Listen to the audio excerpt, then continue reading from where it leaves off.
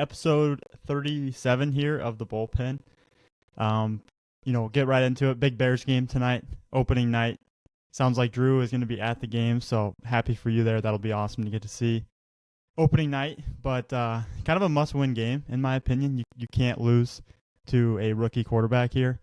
I know McCarthy it's his second year, but he didn't really play much last year or at all. So to me, it's a must-win game. You got to show who you are. So we'll see what happens.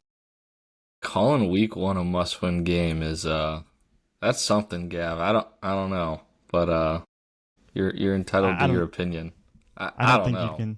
I don't think if you wanna be the big dogs in the North, you can't come out and lose to the Vikings with a rookie quarterback, in my opinion. I mean, that's must win. They just got I don't know that he's flashes. a rookie either. He came in the same class as Caleb. He just didn't play last year. Yes, it's his first action for sure, but I don't know, man. Kevin O'Connell's pretty good with quarterbacks. Look at Sam Darnold. So we're also overlooking that McCarty. He's a Nazareth guy. Come on, Gav. Show some respect. Yeah. Show some respect, I know he is. Gav. That's cool. That's awesome that he's coming in. Game one's going to be in Chicago, but I don't know. That is pretty the way I cool. see it. I didn't think about that game. little underlying story. The Chicago kid makes his first NFL start in Chicago. I don't know, man. I think I'm looking forward to the game, though. I'm excited. Drew gets to go see night one of the Ben Johnson era. We will see what happens. I've been disappointed plenty of times. So hopefully the place is rocking, and hopefully we can stop the run to make J.J. McCarthy beat us and see what happens. But they got some pretty good receivers in Minnesota. Addison's out, though? That'll help. He's out for 3 games. Yeah, you got to quadruple team Justin Jefferson, and we'll go from there. But yeah, we'll see what happens. It's just nice to have the NFL back, a little fantasy football, a lot of interesting stuff going on. But I'm ready to talk some baseball. Yes. Hammond, I'm going to kind of turn this to you, I guess, first, because I know next weekend or 2 weekends, we got the Puma Classic and the Fall Championships at Grant Park. Just maybe a quick little preview or any addition, any information you want to add on the event as a whole. Sure. I mean, and the 13th and 14th, we actually got a little Rantoul tournament going on. Very small, but it'll still be good to see some teams over down in Rantoul. But no, yeah, I mean the Puma, it's the hub. It's the future games of JUCO. It's unbelievable. Last year was my first time going, and just the level of talent that you see, it's pretty eye opening. And I encourage kids. I always tell kids, and the portal's kind of making it, to where kids have to broaden where they look anyway, but go watch a JUCO game. Go see how good those guys are. Go watch the Puma. And there is 50 scouts behind home plate, all Power 4 pro guys, and all these dudes are, 88 plus. You'll see mid-90s. All the bats are physical. Everybody's physical. That's the thing that really stands out from scouting so much high school. And then you go watch that. It's just the physicality is just so much different. I mean, they're grown men. They're huge. And I mean, it was awesome last year. We get a lot of teams, from around the area. Some from even Tennessee were there too. And I mean, I unfortunately will not be scouting the Puma, but I'll be at the Grant Park Fall Championships, and that's another one I'm really excited for. That's kind of the biggest tournament we do in our ecosystem in the Midwest in the fall. So all the top, Illinois and Wisconsin teams will be there. I'll be roaming around scouting that. So really excited for that. Yeah, well, you mentioned it, the Grand Park Fall Championship. It coincides with the Puma Classic, which is awesome. I love the Fall Championship. You see some of the best players in Illinois that are, those baseball players that aren't putting the ball and bat down, in the fall, going to play football or golf or something. So getting some quality looks. It tends to be wood bat over there too. So you really got to be able to swing it to show well in a fall championship. But the fact that it runs coincided with the Puma Classic, there are so many schools floating around Grant Park. They go watch the JUCO stuff on that Friday, most of that Saturday, and then depending on the school and how much they're getting into the high school stuff, they're either bringing multiple coaches to do both at the same time, see all the JUCO stuff, kind of split between JUCO and high school, or just seeing all JUCO, or then getting done with the JUCO and then finishing off the weekend watching a bunch of high school stuff. There's a ton to see for these college coaches. And it's a hard event for us to scout because there's so many fields going on. There's so many guys we want to track down and see in all the different classes too. Like there's an underclass, an upper class division. But it's a great weekend, and typically the weather is phenomenal, and it looks like, hopefully, knock on some wood, we'll get the same thing this year. Yeah, and so one thing I wanted to mention with the kind of some news that we've had the past couple weeks, we've talked about like some guys that from the state that have gotten pulled up to the big leagues, made their debut. One guy that we had not mentioned yet was Bobby Seymour with the Tampa Bay Rays. I was just checking his stats this morning. We are recording on Monday, so as of Monday, September 8th, he was hitting 200 and he hit a homer, had a couple RBIs. So cool to see that. And then Tanner Gordon, a Champaign Central grad, is with the Rockies. Before yesterday's start, he didn't have the best outing yesterday, but before that, his previous 4 starts, 23 innings, 7 earned runs, 19 Ks, and one of those games was a 6-inning outing with 9 strikeouts against the Cubs. Kind of a little hot streak there for him, but yesterday, like I said, kind of a tougher outing. But just a couple guys from Illinois that we wanted to mention that are in the big leagues. But kind of turning it over to the state games, last week we kind of provided an update on commitments. So just this week, another update. There are now 51 commitments from the event, and Lewis is the leader currently. They have 5 commitments. Morton Junior College and Lincoln Land Community College follow with 4 commitments each. Again, 60 college programs and 100 college coaches at the event. So just a really big event, big opportunity for kids to get recruited and seen by these college programs across all levels, really in the Midwest, not even just Illinois as well. There was a lot of programs at that event. Good, yeah, good for Lewis. Obviously, that's where I played. I'm so happy to see them having success. But Morton College always dominates our state games. Like, they always are in there getting guys. And again, they got 4. And I noticed they got a couple Central Illinois guys. They got Houchins and they got Trevor Ames, right? So, yep, St. interesting. Yeah, I just thought those were interesting. I'm sure they might have been like, not a package, but, they follow their friend there or whatever the case may be. But it's just cool that they can, they're broadening their reach down to Central Illinois, and once again having a great year at the state games. Yeah, and one thing I just wanted to shout out Phorm, just for, I know we were all super appreciative of all they had done for us just that week. They were there the entire time. Protein shakes for all the kids, protein snacks and things like that. So they were awesome. We have their product link in our description for our YouTube, so if you have any interest in any of their products, you can just click on the link and it'll take you right there. But I don't know, they were super, super awesome, super helpful for us. And I thought they were absolutely grinding all I guess both days that they were there. So just wanted to shout them out because I thought it was awesome that they came. But really, 27 rankings, they are going to be released today, which is Monday. This is obviously going to be out on Wednesday, so by that time you'll already see it. But we're going to talk through the rankings and kind of coincide it with the Illinois State games. Some big news and notes from the Illinois State games in the 27 class. But I think the first thing we forgot to mention last week, and it kind of goes with the All-American game coming up here in a few weeks in Miami.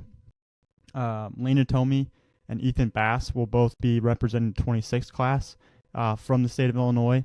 And then Caden Wozniewski will represent the 27 class from Illinois. And then actually Sebastian Wilson, too, formerly at Lane Tech, now down at IMG in Florida, will be at that event as well. And just, we talked a lot of 2026 rankings last week too, Gavin, and you mentioned Landon Tomey and Ethan Bass. They're the top 2 prospects in that 26th class. Like, we talked about the rankings. We didn't really talk about them. I feel like we talk about Landon and Ethan quite a bit. Landon's going to Tennessee. Ethan's going to Wake Forest. They're the top 2 prospects in that class. But, I think what's really unique about those 2 guys, too, when it comes to Illinois is they factor in heavily at the top of that 2026 national board. They're right next to each other in the top 30. 2 high level national prospects that obviously are going to the All-American game. That kind of speaks to how good we think they are. But should get plenty of buzz this fall and into the next MLB draft cycle. So 2 guys that should be really fun to follow. Yeah, so do you guys want to kind of get into some of the, I guess, your biggest risers or some names you wanted to talk about? I'll let you guys kind of spew on some names if you have anybody. I'll start us off. So talking 2027 rankings, I think the big thing here is, hey, we talked all the future gamers, right? Like a ton of them are going to factor in at the top of the rankings. That's why we invite them to the future games. They've shown really well throughout the year. They're some of the best players in the state. A ton of them sit in the top 10, top 15. You mentioned Caden Wisniewski. He's our number one prospect in that 2027 class. It's some of the most polished, dynamic stuff we've seen on the mound. He's also, more than holds his own as a position guy. He's an elite runner, obviously a huge arm across the infield and swings a bat, hitting the middle of the order for McHenry. The speed plays on the bases, but we love Caden Wisniewski coming to the All-American game. And then there's a bunch of future gamers in that top 10, like I mentioned, outside of Wisniewski. You got Jackson Tucker, who's right in there in the top 3. You got Brady Cunningham, Brother Rice, top 4 guy. You got Tristan Steger. He's one of the guys that I thought made the most for himself. He kind of boosted his stock the most at the future games. He's sitting in there in the top 5.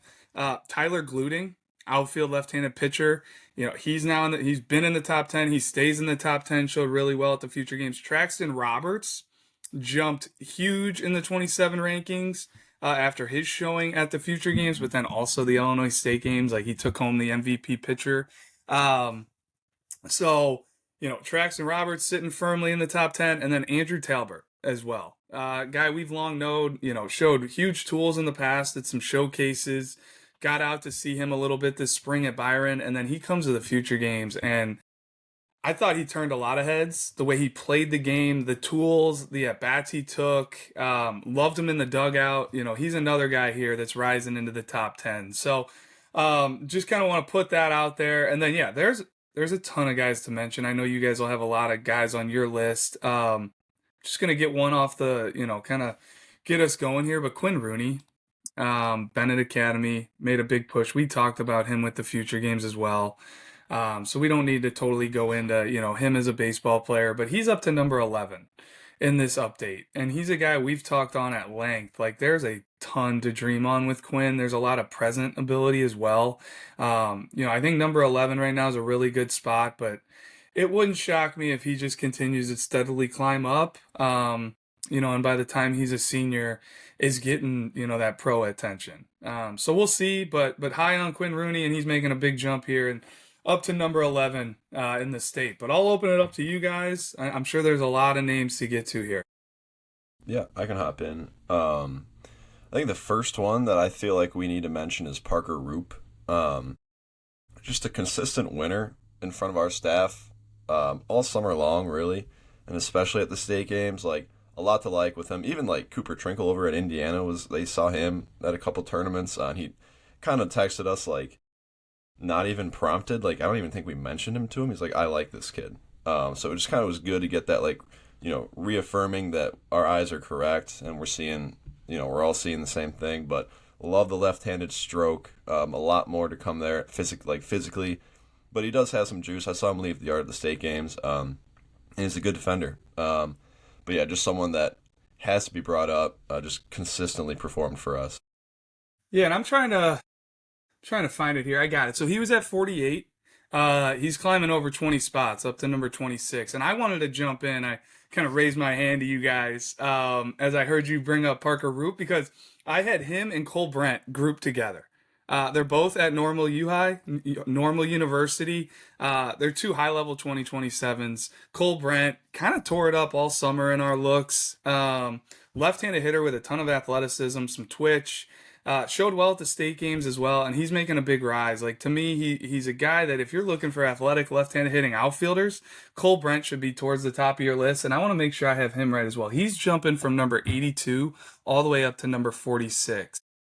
Normal University, just Bloomington Normal in general, has a ton of guys to, mention coming up through the woodworks in a bunch of different classes, but those are two 2027s there for the Pioneers. Right above him, Desaris Mackmore Jr. out of Marion Catholic.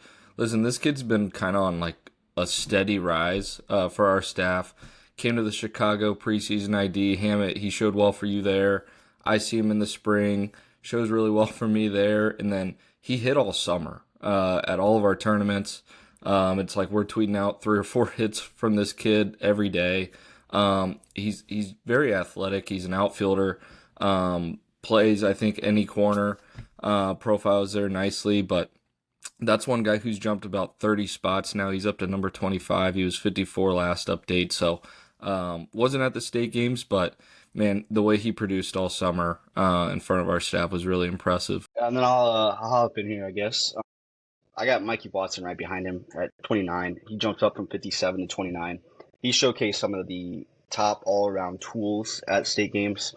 This guy, he ran a 6.55 60, 85 infield velo, and then he also had a 97 mile per hour max exit velocity.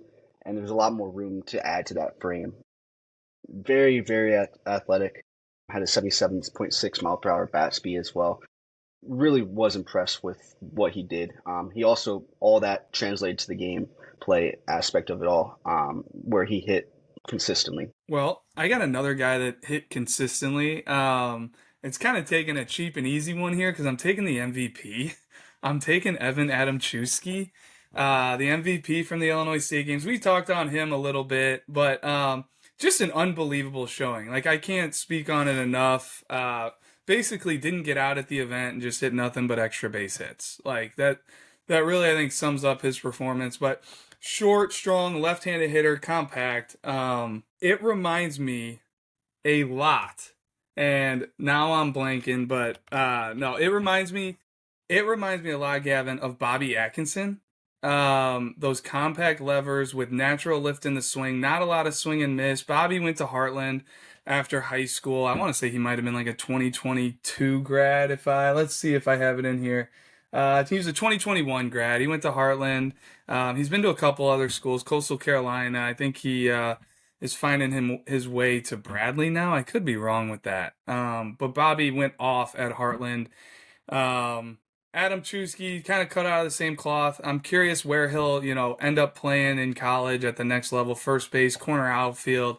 But if you're looking for a real bat that can sit in the middle of a lineup, that was one I wanted to call out, especially the rise he's making. He's up from number 99 to number 36. So sorry for the long-windedness there, but Evan Adamczewski, Maine South. Yeah, my next guy, we're all kind of in this same range in the rankings, but Carson Hamblin out of Lake Zurich. I want to say he had a pretty big spring this past year, but this summer hit in front of me multiple times. Saw him up at a rock tournament. He leaves the yard twice to the deepest part of the field up in Wisconsin. And then at this event, he runs a 6.67, and he also left the yard in front of us. So kid's just kind of got some tools. Or actually, he might not have left the yard. I think he might have had a triple or something. But the fact of the matter is the kid hits. He's left-handed. Covers the ground in center field as well. I think he could stick there at the next level. So that's one guy who's jumping, again, another nearly 30 spots in this update. I'm going to shake things up here with a newcomer. Charlie Spower from St. Anthony, hopping in at number 41. Looks like we actually saw him in the spring, but as a bat. But we saw him in Rantoul over on like Field 8, like a random game. Just bumping 91, and we hadn't really heard of the kid before. Then he comes to the state games and does a lot of the same thing. I mean, it's 6'3", 188, like a lot to like in that frame. A lot to like in the arm action, too. Like, that's just a kid that you look at him and you think, man, that kid's just not even, like, close to what he's going to be. So he's making a nice little jump in at number 41. Well, and he's a guy, after that outing in Rantoul, Pete, like, he earned an invite to the future games. He was unable to make it, but that's the type of talent that we thought Charlie had, and there's a ton to dream on there. I love the frame, the fact that he's, just another good arm coming out of that Effingham area. There's another one in this 27 class. I don't know if we'll talk on him today or not, but Carter Brady, left-handed arm down there in the Effingham area as well. So love the shout out on Charlie Spohr. Would have loved to have had him at the future games, but hey, at least we got him at the Illinois State games. I would kick myself if I didn't get this story in, because when we talked about the future games, we talked about Traxton Roberts. But at the state games at that event, after his outing, a couple hours after, he came back to watch, I think, some teammates play or something like that. And he was telling me that he didn't feel as good that day. His arm kind of was sore because he had been farming all morning with his family, leading up to the event. So his arm's kind of dragging. He's tired. He comes out, throws 92. Probably looked the best that we had ever seen him, even better than the future games. So just had to add that because that's just a really cool story, and it kind of just shows the type of prospect and player he is, and just person, really, like hard worker. So love to see that, but just had to add that story about Traxton. Love it. Love it, Gav. I know nothing fires you up more than stories like that. Given your background, but next guy I want to touch on here is Cooper Johnson, who is now since committed to Purdue. Listen, out of Lincoln Way East, there's probably going to be quite a few Lincoln Way East names that get mentioned on this episode, but I want to start out with Cooper. Listen, I've been a big fan of him ever since All-State. He was on my mound, showed really well. See him in the spring. He's piggybacking off of Jack Bauer's start with, 30-plus MLB scouts there. Throws the ball really well against Wilmington when I saw him. And then he just continued to have a huge spring, whether it was on the mound or with the bat. Continued to show well on both sides at this event. I know he hit really well on your guys' fields. Just coming through Twitter, I saw that. He never came across my field, but big fan of Cooper. Really excited for him that he's found a spot in Purdue. So that's one guy I wanted to shout out. The whole shout out on Lincoln Way East is kind of what I wanted to get in on. Like, yeah, Cooper Johnson, we mentioned him. Lincoln Way East had a heck of a year last year. They lose in the playoffs to Providence in a tough game, but they were young. Like, they had a ton of 2027s on that roster, and I was just pulling up. Like, we had a ton of Lincoln Way East prospects at the Illinois State games. Last week I mentioned, hey, St. Joe Ogden had a ton of guys there. But as we're like really digging into the 27s, going through the state games, it blew me away how many Lincoln Way East guys were there. Love to see it, but like I just wanted to rattle a couple off because we may not mention some of these guys. But you talk about Cooper Johnson, who had a great two-way spring. I love the bat. Like the more I see the bat, the more I think he's gonna rake. Could be better than the arm. We'll see. I think the swing really works. He's really physical. He gives me some RJ Duncan vibes with the bat there. He's a 2026. But you got Evan Riff, really good shortstop, played for Lincoln Way East all year. You've got Rocco Triolo, catcher, played for Lincoln Way East all year. He's behind a really good catcher too in Jacob Newman there, 2026. You got Casey Mikritz in our rankings. You got Nate Kaminsky's in our rankings. You just off the list, Tyler Asmonsky. You go all the way down. You got a guy like Case Templin. Just in our ranking sheet, that's just Lincoln Way East guys, the 2027 class. Looking at next year, the Power 25. Did they lose Jack Bauer? Yeah. Is that going to hurt? Yes. But man, they've got some up and coming talent with some 26s that are back, the Owen Lenses of the world and some other guys. So sorry, Gavin. Did not mean to steal your thunder there. The timing was right to get in there on Lincoln Way East. No, you are all good. And actually, that's like exactly what I was going to say. I was just going to mention that they have 6 kids ranked in this class. I was going to say the exact same thing. Well, we want to talk about teams coming off a pretty good year that just look to have a lot of young talent coming through. Got to look at Libertyville, right? And one of the guys at the top of that list from the state games is Axel McKnight. Ultra physical left-handed hitter. Like, in a small, the first game I saw him, absolutely raked, hit a home run. It's like, all right, how real is this? Like, we don't really know him. And he just kept doing it all week against Premier Arms, right? And I know he showed well on other people's fields as well, but it's real juice. 102 mile-an-hour peak exit velo. Physical frame is like 6'3". Really love the swing. It's through the zone forever. There's just a lot to like there, and I know a few of you probably saw him as well. Struggling to get off my mute button there, but no, that's a really good call out. Libertyville's got so much talent coming through. You mentioned Lincoln Way East 2027 class. Like Libertyville's got Wilberding. They got Brady Bunick. Now they got Axel McKnight coming up. They also have Madden Kotz as well. But like Axel McKnight, I think you kind of touched on it. Like I knew the name. I've been hearing the name. His program has talked about him. They really like him. They liked him for years. He's behind a lot of guys at Libertyville. I had never seen him in game, I don't believe. And the realness in game blew me away. The way he got to his power, the swing, Like, that's a guy that can jump right into that lineup and make an impact for Libertyville next year. Like, they didn't lose anything with the likes of losing Quinn Shambo and all these other guys that they lost in that lineup. But yeah, where'd he jump in at? I think we have him slotted now at He's number 45. 45. Yeah. Yeah, so And he's a top 50 kid in our rankings, and definitely another. Just I feel like we mentioned a lot of left-handed hitters already with Evan Adamczewski, Carson Hamblin, Parker Roop, Cole Brent. Hey, throw Axel McKnight in that mix as well. Yeah, and I like that you brought up Madden Kotz, because I know he showed well for you guys as a position player, but he was someone that I saw in the spring at a JV game on accident. Right, he was just throwing 87 against these poor freshmen and sophomores. Like, I was there to see Bunich. Game kept getting pushed back, so like I got there way early. Was just watching a random JV game, and there's also Weston Wizakovich, which is a 2028 catcher.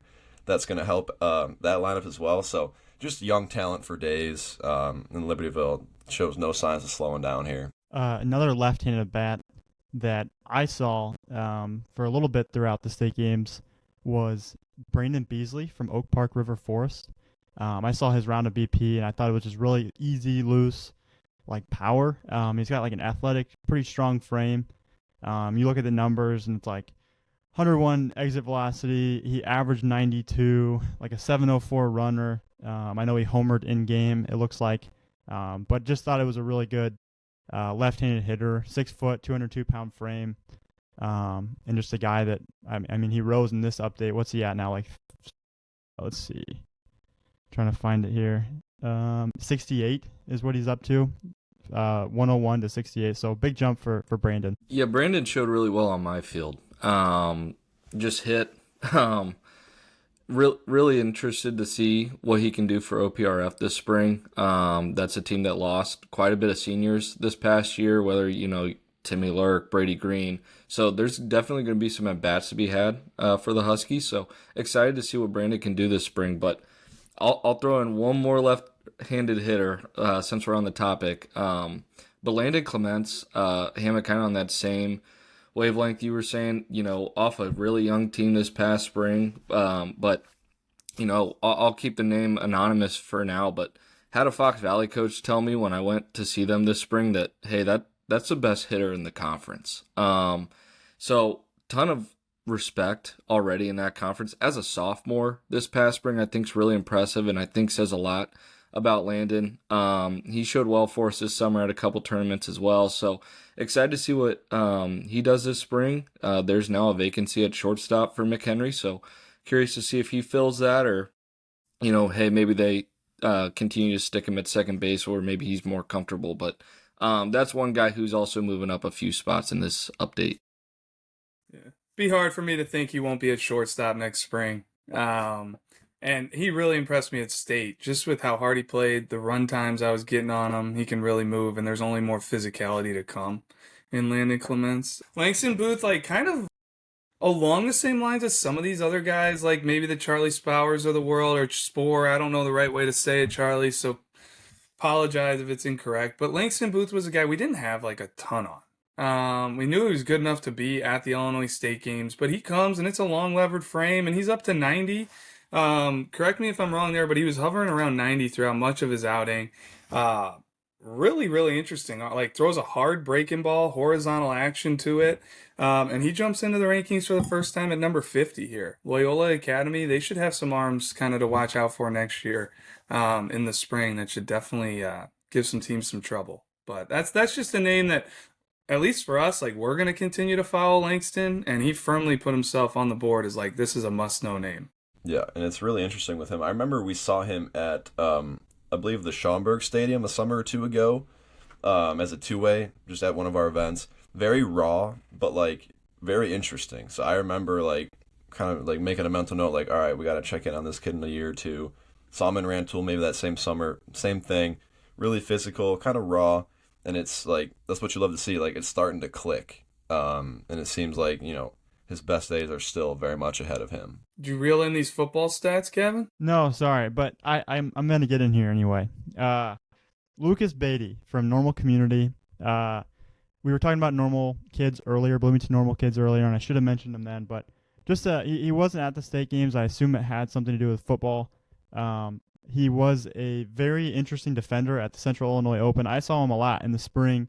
He was playing third base at times for the Ironman, but I really liked the actions defensively up the middle at that Central Illinois Open, but also defensively behind the plate too. It was really interesting. I think at short, he kind of reminds me of his brother Kyle with the actions, just the way that he moves. Really interesting glove. Like, it's very confident. Pretty good arm across the diamond too. And then at the plate, again, very similar to his brother, right-handed hitter, kind of a compact swing. But I believe he's also a linebacker and quarterback. I'm trying to find the stats for the Ironman football team, but again, his brother was also a pretty good quarterback. He's now at North Central playing football for them. But I'll see if I can dig anything up on him. Tyler, you got to get in here. Yeah, I want to throw a battery out that I think is going to be really fun to watch the next 2 years out of Prairie Ridge. Owen Satterley and then Beckett Bressman. Owen Satterley at the state games, I thought showed a pretty legit changeup for a high schooler. Was getting a ton of swing and misses on that pitch, and I feel like in high school that's a really hard pitch to have and establish, especially at an event like this. It'd be so easy to come in, just throw a bunch of fastballs and try and spin off breaking balls, but the confidence he was showing in his changeup really stood out to me. And then Beckett Bressman wasn't on the same team at this event as Owen, but a catcher I would think Owen loves having. The last game of the day at the event was just really working his tail off behind the dish, blocking up everything. Really like the way he receives as well.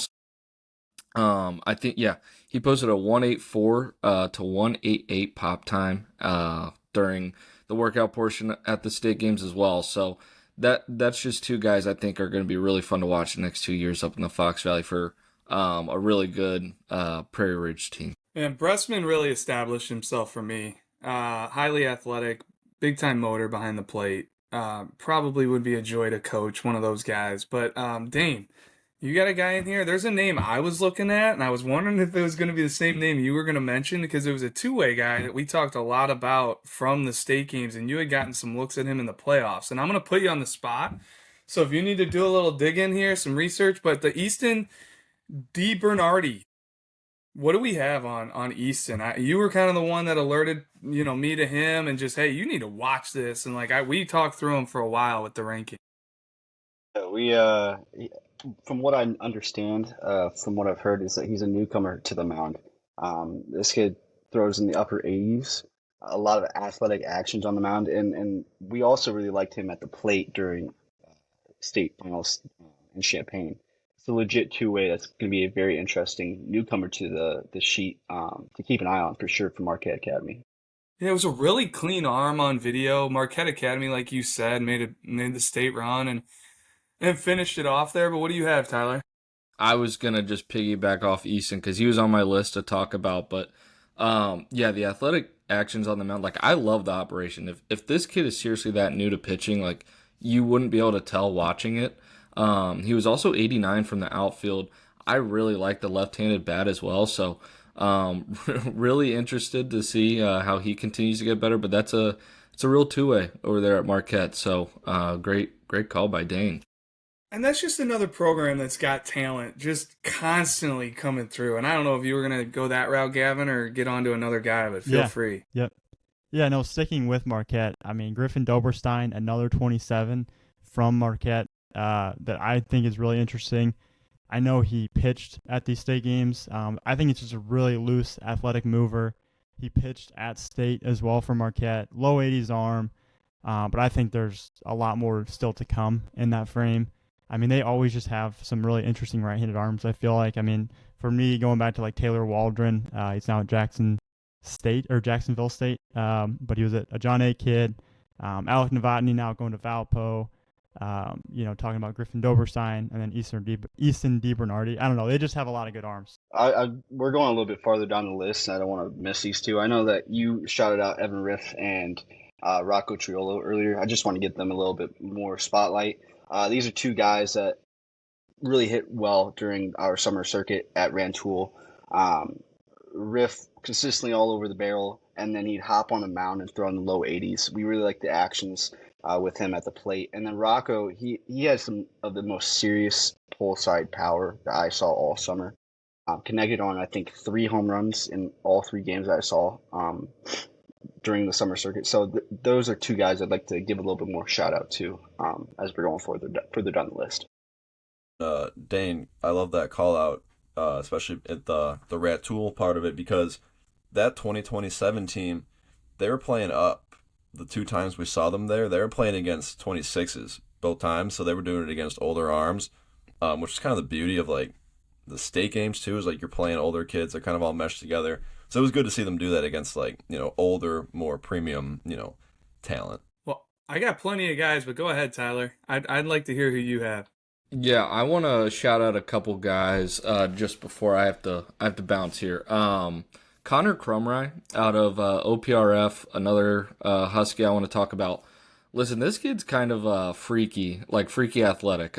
6 foot 211, ran a 6.5 760 at the state games, which is nuts. And then he's got all sorts of juice off the bat from the right side. Maxed out at 105 off the bat. Want to say he averaged around 95 or 96 at the event as well.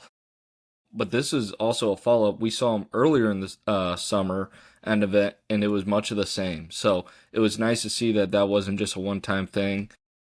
He came to the state games and backed it up at a very big stage. Real quick, Simon Rose out of Highland Park. This is a guy who's now entering our rankings. Showed really well for me at the area code tryouts. I think it's legit actions on the infield. He can also swing it too from the right side, so that's a guy I wanted to shout out. And then Howie Porath out of Manuka. Really picked it at third base at the state games. Was making play after play over there. He's a left-handed hitter who can swing it as well. So just a few guys I want to throw out real quick before I turn it over to you guys for the rest of the pod. Yeah, I love the Howie Porath call out. I think that kid has some of the better bat to ball skills that I've seen. I mean, it seems like all the kid did was hit, and this was going back to like the fall of 2024. He was just all over the barrel, like really good hands, can control the barrel, control the zone. So I really didn't have much of a read on him defensively, so that's good to know he can do it over there as well. One guy that I'm looking at here, who entered the rankings for the first time, is Carson Frericks, I think is how you say the name, a normal U-High 2027, 6'3", 208-pound frame. He really showed well at the Central Illinois Summer ID in July. It's like an upper 80s fastball. Looks like he touched at that event. Sorry, mid 80s fastball, like up to 87. And then at the state games, kind of pretty much the same. But just a really upside frame. It's a pretty easy mover with a quick arm. But he is going to be coming in at, let's see here, where did I see his name? 118. So just an interesting arm, another Bloomington normal arm to know. I got a couple guys here. 2 left-handed hitters that I wanted to touch on. One was Julio Ayala. He jumped up a couple spots. We've long liked him. He's long been a follow. But Ayala, he jumped up 8 spots. He was at 55. Now he's at 47. Really looks the part over there at third base. He's a Montini Catholic. I saw Montini play in the playoffs, and they had one of my favorite pregame infields that I saw this spring with Ayala at third, with Drew Church at shortstop, and Cameron Cox, a freshman, at second. And Ayala's only a sophomore at the time as I'm watching this game, and really, really clean, fluid actions. Like, there's a little bit of swag, but it's not over the top. It looks right. He could throw from multiple slots. I really like the way he plays the game, and I thought the bat just continued to tick up every time I saw it. He could stay inside the baseball. There's loft in the swing. He can go gap to gap. But he's one that I think is just kind of still coming into his own as a player. There's a lot to like there. And then Brady Dunnett. He's the other one I wanted to mention. He's a versatile catcher, infielder, left-handed hitter. Has a similar profile to Luca Agni. Luca Agni's also, he's a switch hitter, but kind of the smaller, high-energy, high-motor type frame and player. With really clean swings that stays on plane, on time, on the barrel. Like Luca Agni, when I saw him play earlier this summer, everything was on the barrel, playing super hard, really, really competing. And that's kind of what I saw to Brady Dunnett. Love the swing. I think the swing really, really works. Uses the middle of the field, and he's just a guy that I wanted to call out there for Oswego.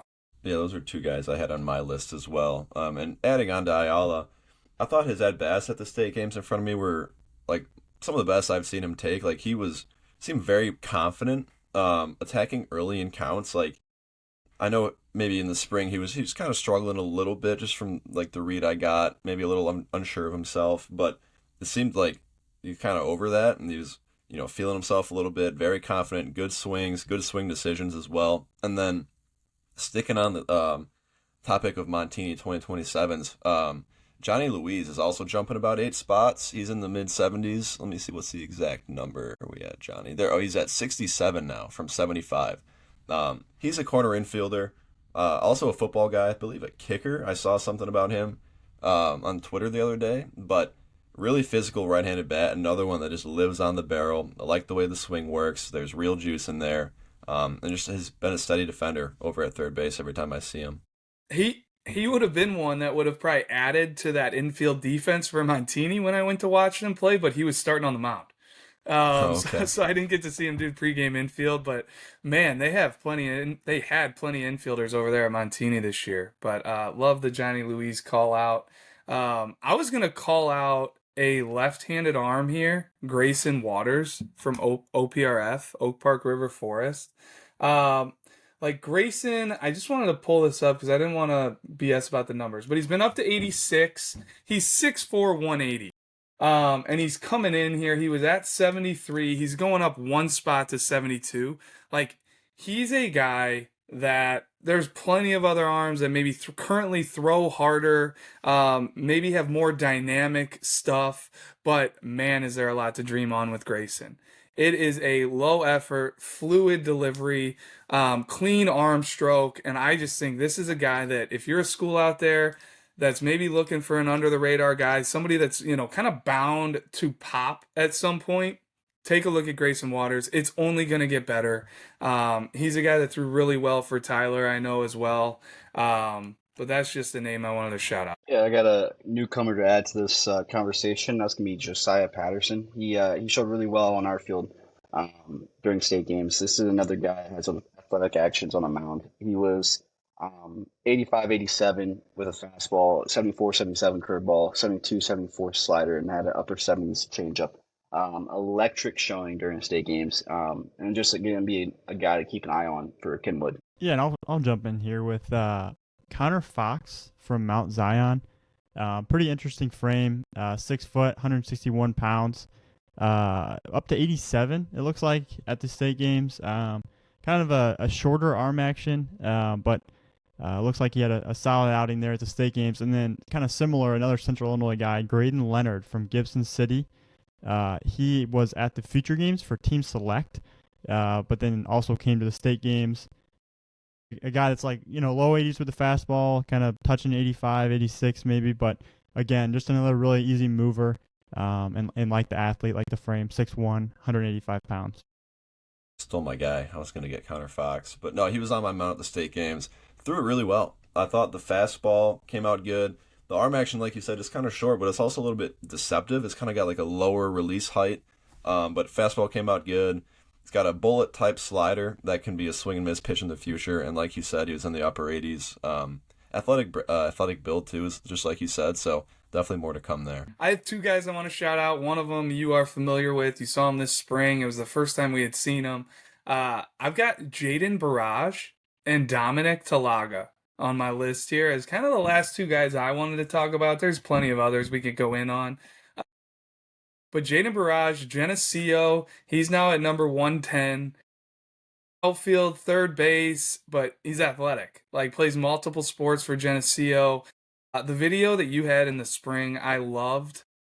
Really, really looked the part, standing in the box. And then he was on the barrel at the state games, still very interesting. I want to see more. Like, I want to track some more in-game at-bats on him, follow him, because I think the sky's the limit when you start to factor in the athleticism, that he's a multi-sport guy.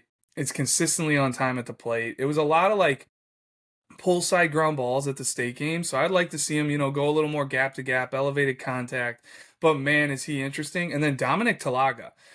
Super interesting showing a couple weeks ago at the Last Chance Summer ID. In my opinion, he was one of the top prospects there. I thought he took a really dynamic round of BP. I love the swing. Don't have a ton on him in game, and these are the tough conversations and decisions we have to make when we talk about the rankings and we talk about these guys. Like, we've talked about a lot of guys today. Julio Ayala, we've probably tracked 40 in-game at bats on him. So it's maybe we have more confidence on where to slot a Julio Ayala versus a Dominic Talaga. This is our first look at Dominic Talaga, at least mine. And it was in a showcase setting. So, like, I want to get some more in-game at bats on him. But regardless, like, the frame is right. He runs good. The swing was really interesting. And he's at number 112 here in this kind of updated rankings. But he's a guy that, man, it could go either way here moving forward. I could see him shooting up the list as we get more in-game looks on. Yeah, I know we could do this all day, but I'll cap it off with one more guy. Anthony Farina, a left-handed pitcher from Lockport. He was also on that same team as, Rocco Triolo and Evan Riff. Just kind of a bulldog, like a competitor. Fill up the zone with 3 pitches. He's low 80s. I just love the way that kid pitches. Like, he is not scared of anyone. He'll just go right at you. And he had a lot of in-game success from what we had seen in the summer. Yeah, and then my final guy I'd like to shout out is Carter Lippins at Dunlap. Dunlap, it seems like they're going to have an arm barn going into next season, and it's going to be one of their top arms to keep an eye on. Guy popped an 88 during sectional play in the spring.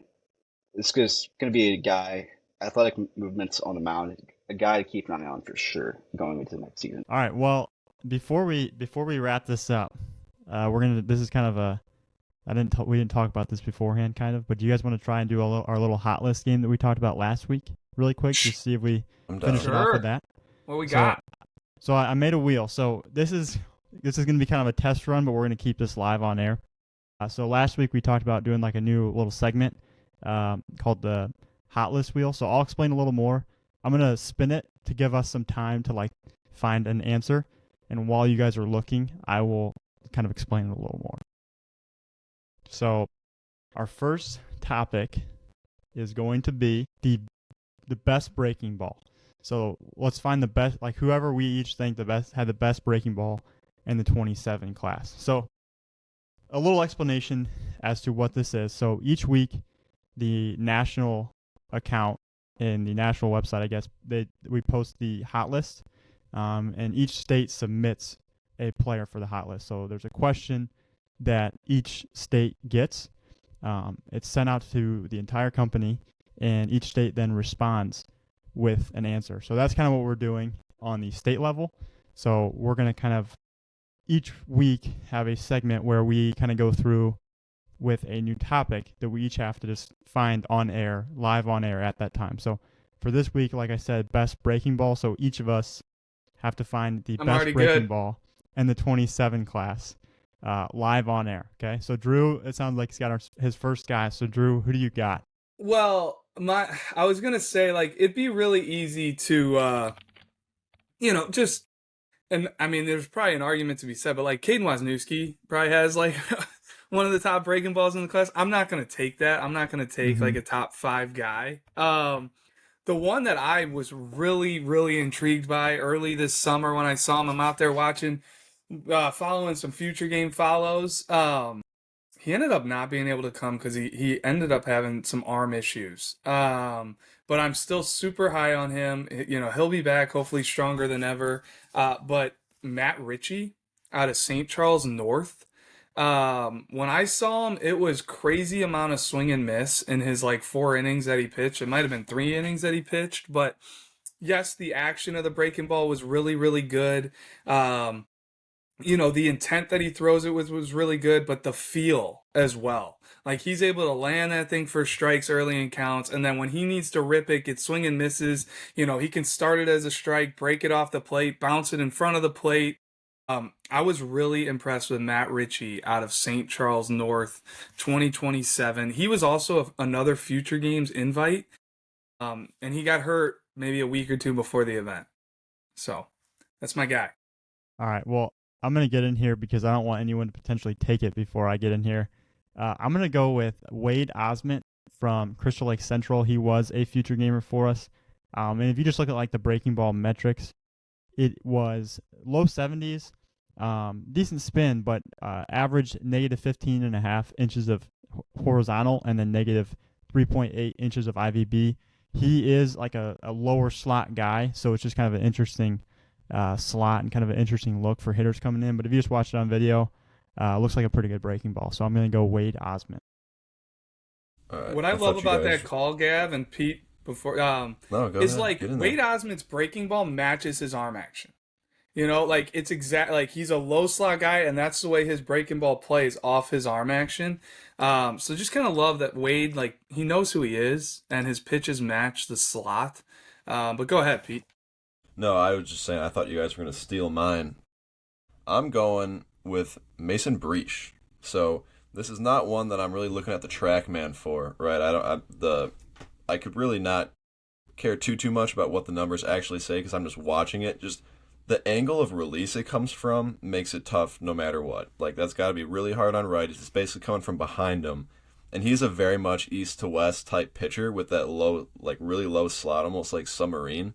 So pairing that, I'd love to see like an overlay of like the sinking fastball and then the breaking ball sweeping across. I just think it's very tough to pick up, and the angle it's coming from, and it's got good action to it as well. Like sharp, throws it pretty hard.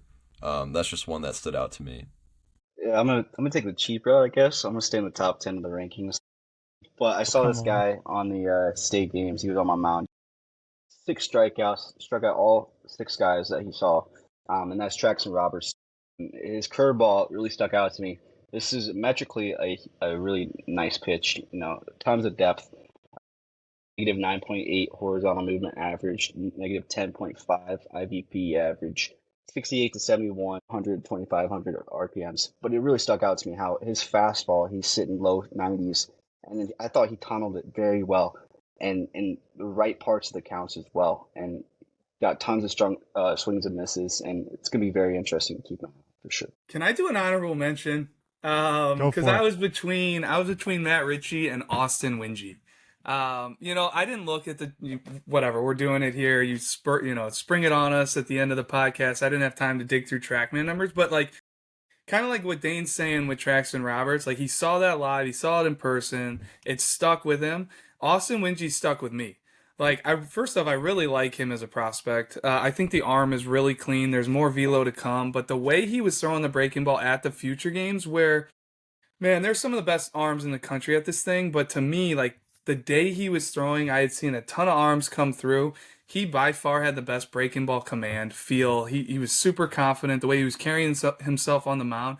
And the downer action that his breaking ball had from the side where I was watching it, I was all in on. And he is kind of a longer, over-the-top type of guy, so it makes sense for him to have that 12-6, have a little ride with the fastball. So I thought it just played really well off of his repertoire as well.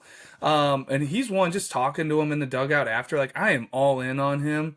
I'm very curious to see if he gets after it in the weight room this winter, what he's going to be kind of this spring for lock. Awesome. Well, that's going to be our little hot list topic segment there. I think we'll probably try and do this on a weekly basis, come up with some new topics, and then remove, after we do the wheel, we will remove that week's topic. So we won't do breaking ball again probably for a while. But Drew, I'm glad you mentioned that you're going to try and stay away from Wozniewski, because we talked about best fastball as an option. And, you know, he's graduated and on campus now, but Jack Bauer is just like the easy answer there. I know last spring, I think we did like a best fastball of the spring, and we went with Bauer, but how can you not? It was up to like 102. I'm glad you mentioned that, Drew. I'm going to try and stick away from those top guys as well. Yeah, that will wrap up today's episode. That's episode 37 here. Appreciate you guys listening as always. Like, comment, subscribe on YouTube. Follow us on Apple and Spotify podcasts, and we will see you guys next week. Click that subscribe. We need it. All the help we can get. YouTube, Spotify, anything, Apple Music. Click subscribe. Come on.